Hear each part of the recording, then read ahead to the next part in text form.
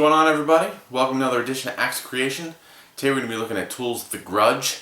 I've had a lot of requests for this song, which is surprising a little bit, but nonetheless, here we are. It's a really fun song to play through. It can be a little grueling because of the length. I believe it clocks in over 8 minutes, so I'll try to get through this lesson as quickly as I can, but try not to rush anything at the same time. There's a lot of little variations and subtleties throughout this song, but overall, technically it's not too bad, especially if you're used to playing Tool and Adam Jones style. There's actually a couple things in there that he uses all the time, which I'll try to point out. As for the lesson, every Tool song, except a couple, we're in drop D, so I got my VGS guitar with the Evertune bridge, always keeping me in drop D, which is great. I'm also running through the Line 6 HD Pro, and in front of that I'm using the Dead Horse Overdrive by Proton Pedals. It really helps drive the high gain amp setting that I'm using. And for this particular song, it's for the Lateralis album, those tracks, the amp model I'm using is actually the Mesa Rectifier, or the tread plate amp model. I find that it gives a little more high gain for the Lateralis album as opposed to Anima album, which is a little subdued slightly compared to the sound, but that's probably just because it's more modern. So let's get to it. The Grudge. We are in, like I said, drop D, and the timing of the song is in 5/8 or 5/4, which is essentially the same thing, just doubled. And you'll see that there are sections that call for a very 5/8 feel, 1, 2, 3, 4, 5, that kind of feel. And there's sections that I'll point out where it's much slower and you feel a 1, 2, 3, 4, 5 kind of vibe. So the song starts off with this part that you're going to see little variations of throughout. You have 010, right? And you're going to slur all of this. So you want to hammer on and pull off and then strike the open string again. But when we play through this, obviously you want it muted. I'm playing it open, so we have.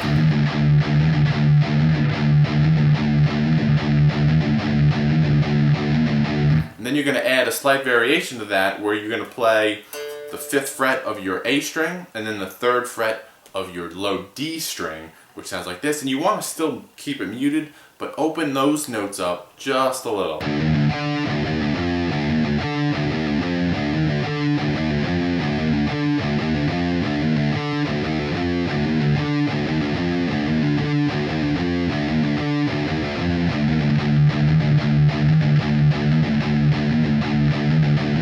Back into that riff for, I think it's 18 times.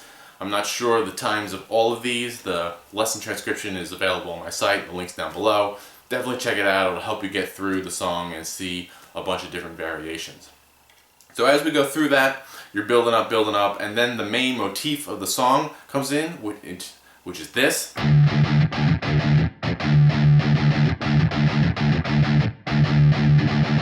Right? And really listen to the song because you'll hear that motif throughout the entire songs on different instruments, even the vocals. Alright, and if you haven't picked out that motif, definitely listen to the song because, like I said, it's everywhere in the track. So we have that riff, and you're going to do a little slide from the 12th fret down when at the end of that pattern.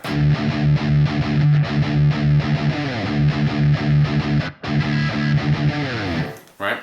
And here's some subtleties that Adam Jones uses a lot. I like to add dead notes in this riff. Really just help the rhythm.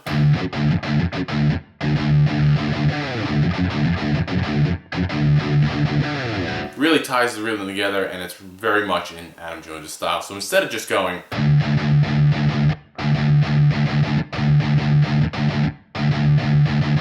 add little dead notes.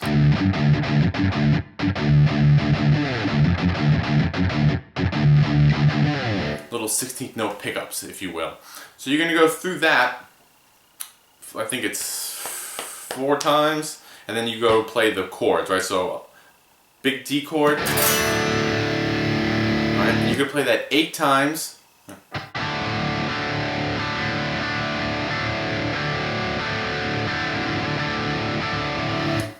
And then on those last 2 hits, which total 10, you're going to take the 2 notes and put them up an octave, 14 and 15, on your G string and your B string. Right? So we have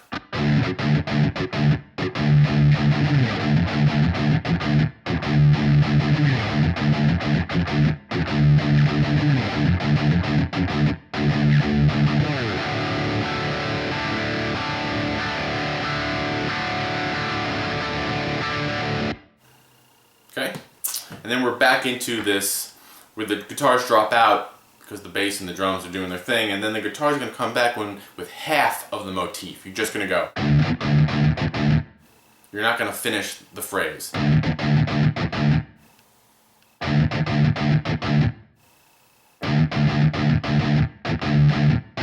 And then the last time, which I believe is the fourth time, that's when you're going to finish the phrase and the verse starts and the vocals. None of the vocals come in anyway, but you'll see the guitar will take over the entire thing. Alright? So we have half of it. Sorry.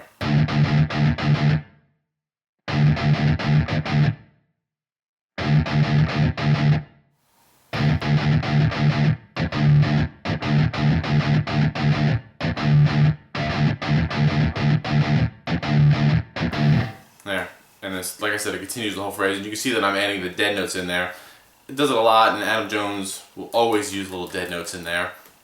You can also replace some of the open notes with the dead notes. Your rhythm is still going to be the same. The sound will change ever so slightly. Again, that's some experimentation that you can do yourself. So as we come out of that, we're going to go into basically a mini solo. All right?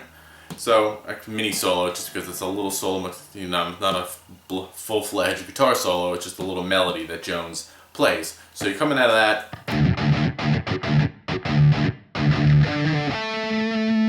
Put a little lead sound on here, and for the lead sound I'm using, it's just the delay, and I always tie in the wah pedal into the delay because Jones uses the wah pedal a lot, and even if the solo is not on the album, it still sounds really good. So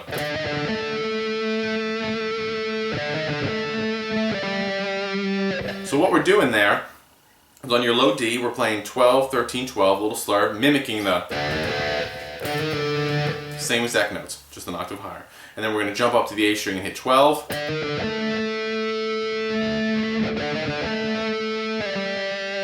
then you slide down to 10, and then you repeat that.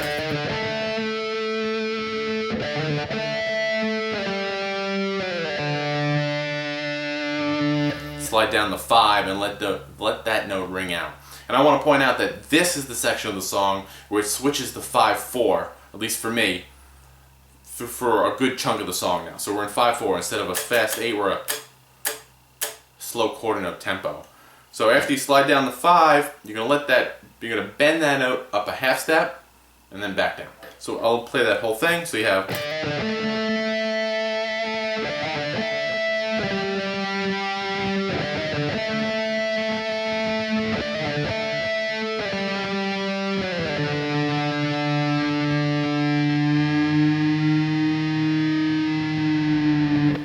So now that leads us up to this little chord section, and the chords we're going to be playing are 12, 15, 10, 3, 5. And you can add the ring finger to make the power chord a little fuller, or you can even add the pinky. Personal preference, it's up to you. I like to just do the ring finger for this particular section. It just works out. So like I said, it's 12, 15, 10, 3, 5, and we're going to put some open note chugs, 2 in between every one.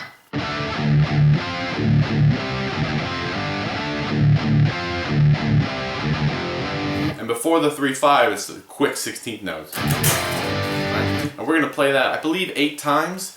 We go through that, and then you're going to get a little variation of it, slightly. Again, this is one of those subtle variations. So we go through that a couple times, and then, don't worry, I'll play it. And then we're going to play, you can play dead notes or open notes here. I kind of like the way the dead notes sound, so you're going to go. So now our pattern is 12, 10, 15.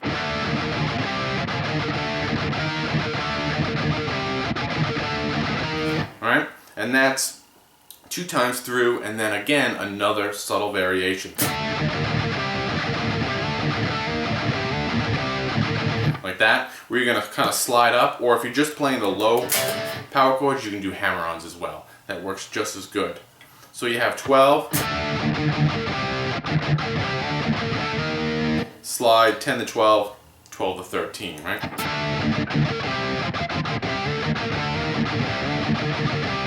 And then you do a little 10 to 12, back to 10. So I'll play that for you.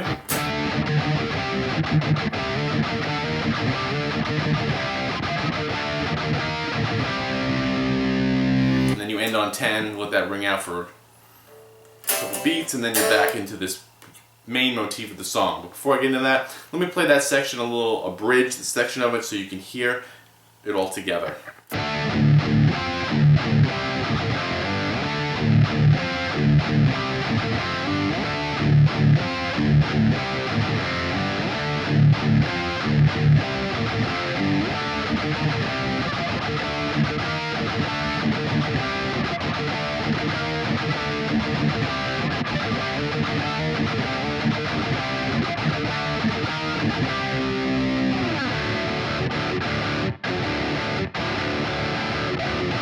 And then we're back into this section where it's the main motif of the song, big, open, stupid power chord D, O-O-O-2.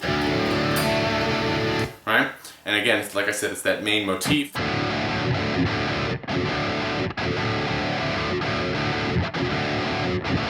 And I take some of the dead notes out of this section because it kind of creates extra noise, but I put them on the second half of the phrase.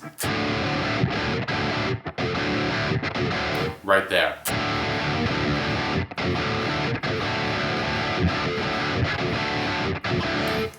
Like that, and then you'll see my hand doing this. I'm just creating space or silence, adding in the rests at that point.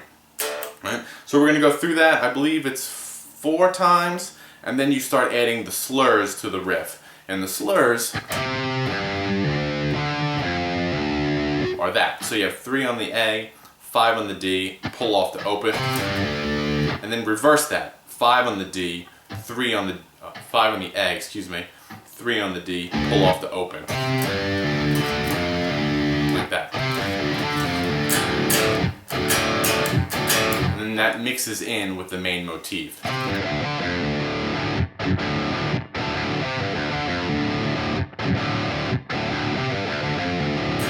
And as you can see, I'm using what the technique that Jones uses from Jambi, the pull-off technique, where you, right, so you pull off on the low string, the 3-0, and then my first finger continues down to the A string and just happens to pull that note off open. So it's almost like a hammer pull. And I find that it's a lot cleaner when I play this riff rather than jumping right into smacking those big open chords.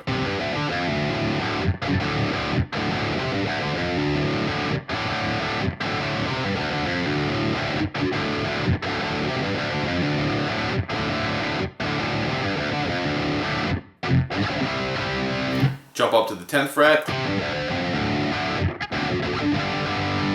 5th fret, 8 and 3.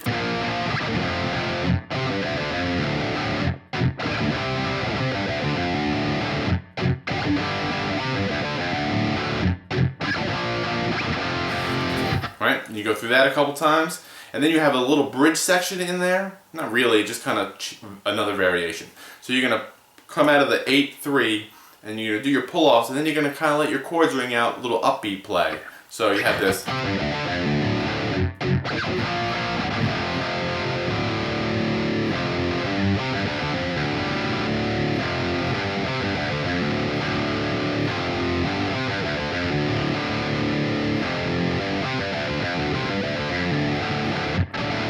Alright, so you're letting your low open D ring out, 3, 5, and then add the.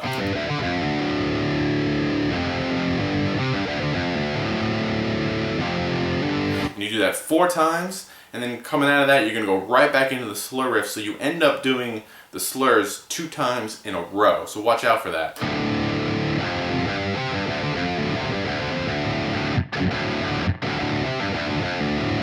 And that whole slur section repeats, just with the open chords, and then you add in the 5 and the 10, and the 3 and the 8, and that takes you to the breakdown of the song. So you got that.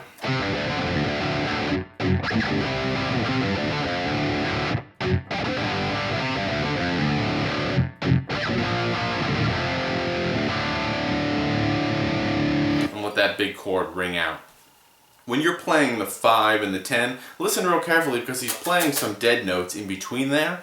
And there's one point where he has a little string of 16th note dead notes right around when he hits the 5 chord. So listen for that and try to add that in. So, long song. Hopefully I'm not going too fast. This is where the song gets really interesting. So we have this chord that rings out. Right, you're going to break down, it gets real soft, the dynamics come down, and then you're going to build back up. So as you build back up, coming out of that, you can play the open D string. I'm going to pop on my delay sound again, my wah. And you're going to build up, like I said, it's the motif of the song. So you have that.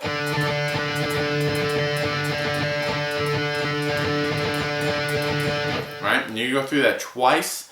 And you want to keep it muted, and then when you get to the end, you kind of release the mute and open it up. You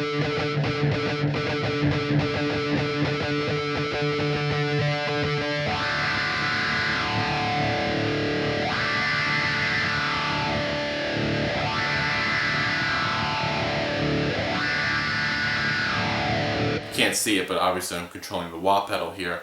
And when you do that, you're just playing your big open D5 chord, open, open, open, 2, 3. Same chord we've been playing throughout, and you want to slam the wah pedal and then release it off. And this is a nice slow 5 count. We're still in that 5-4 area. 1, 2, 3, 4, 5. 1, 2, 3, 4, 5.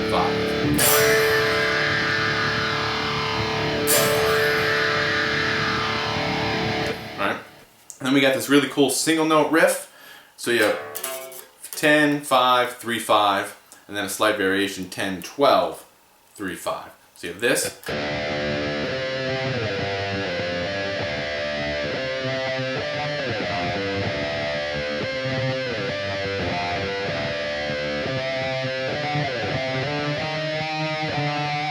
Now we're into this little, again, another little mini solo section. So instead of playing the 3-5 on the D string, you're going to play 3-5 on your A string to lead into the solo. So let me get into that real fast. And then you're going to play 6-5, slide back up 3-5, and then you go 6-5, 8.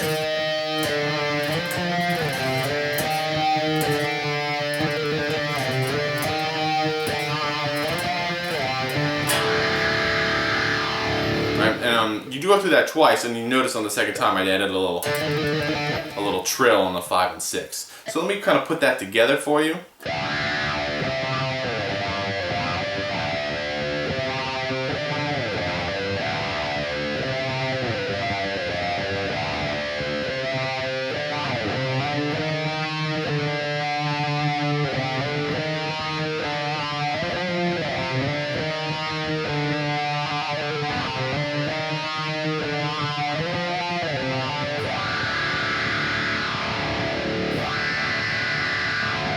Back into that, pounding out your chords, and then that single note riff is going to repeat. I would keep the wah and your delay on it.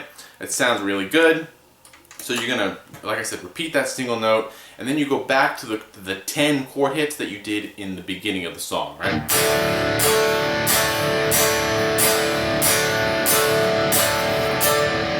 Alright, so you got that.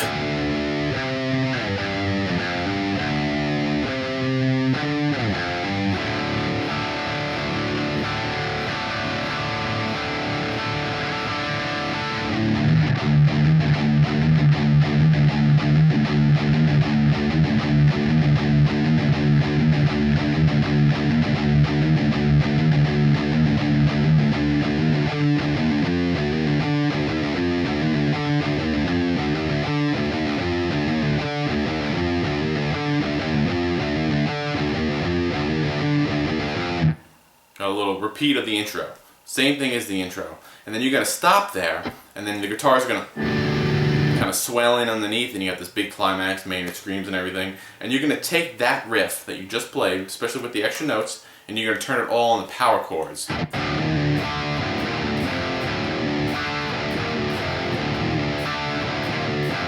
Alright, so the power chord on the 5 now is 5-7-7, your D power chord, and then the power chord on 3 is just drop D, 3-3-3. And you're going to do that motif, that riff, with power chords as well.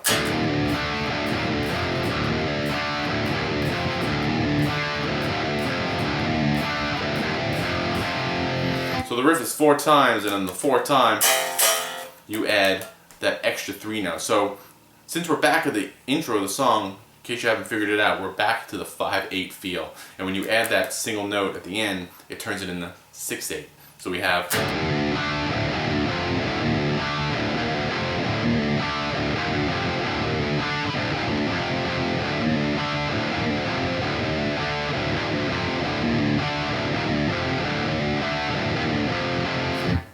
And we're going to go through that 4 times, and then we have this cool little chug section here, and the pattern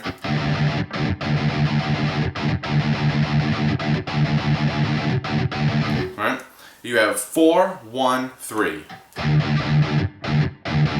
like that, and it just repeats right into each other. We're still in 5/8, and this is going to go on for a good while. I think it's like 16 times, and the whole band builds up. Danny Carey does some cool polyrhythmic stuff going on in the background. Don't let it lose your rhythm. It can be a little tricky. So we have this.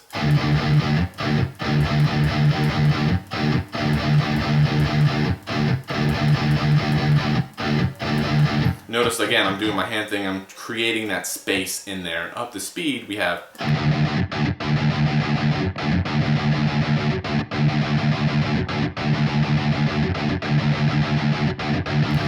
And you're going to go through that, like I said, 16 times, the long time, and then that's going to build up, and as you get to the end, you'll hear it. You'll hear the change in the music to when you come out of it, in case you don't want to count 16. I don't. I just, listen to the song, you can feel when you're coming out, when the band is coming out of it. Again, the same thing before, you're going to mute that, and as you come out of it, you're going to want to lift the mute, because you're going to go right into a guitar solo.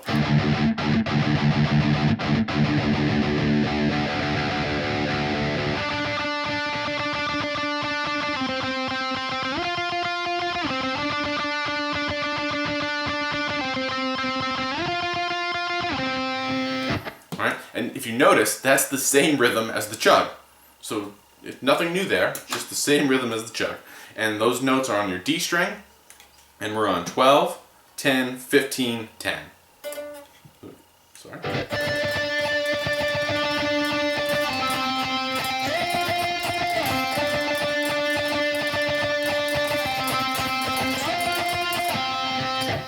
Okay? So this part of the song is where it gets really kind of muddy to hear what's going on. It's a little complicated with the timing. The drums are doing an awful lot, and the guitar almost gets masked and stepped on in this part. But what we're going to be doing as we come out of that solo,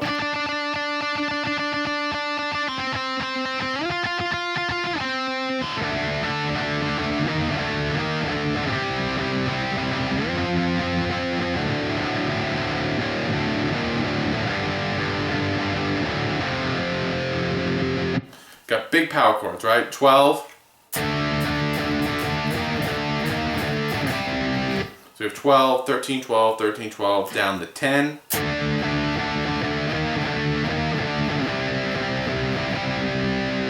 that point, we're going to slide up to 15. And then repeat it an octave lower. Except here, we're going to jump up to 5. And 3, and you can add a nice gradual dissonant kind of bend there on the 3rd fret. And again, if you're kind of lost, just keep in mind the motif of the song. Just another slight variation of that rhythm.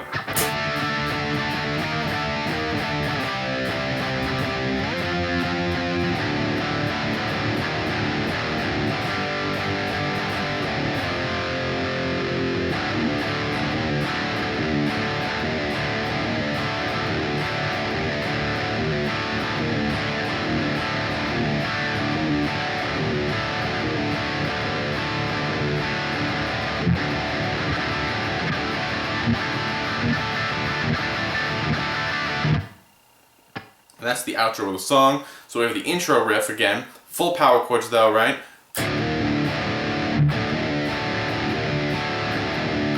Big hammer on slurs, and then the 002, big open power chord, right? You're going to go through that 8 times, and then you just have the staccato chug ending 4 times, right?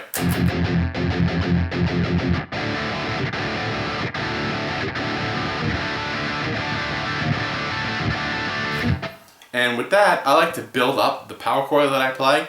I feel that it really helps add and build the climax of the ending. So I like to start out with just your 3 low notes open, and then build up with the first finger on the 2nd fret, and then add the D, the middle finger on the 3rd fret of the 2nd string, and then you can add the pinky to the A on the high string. So you get that.